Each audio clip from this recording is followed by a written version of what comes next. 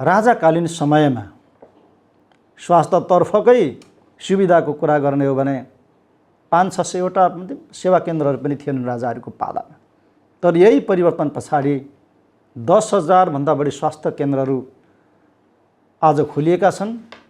आज सामान्य उपचार, अन्य उपचार गाउँ गाउँमा चाहिँ नागरिकले पाइराखेको जुन अवस्था छ। शिक्षा गुणस्तरीय बन्न सकेको छैन ल, त एउटा पाटो छ। तर आज धाएर खाजा सामल बोकेर शिक्षा चाहिँ लिन पर्दैन। अर्कोतिर गरिबीकै मतलब चाहिँ रेखामुनिको कुरा गर्ने हो भने राजाहरूको पालामा आधाभन्दा बढ्ता जनसङ्ख्या गरिबीको रेखामुनि थियो। तर आज हामीले 15% मा झारेका छौँ।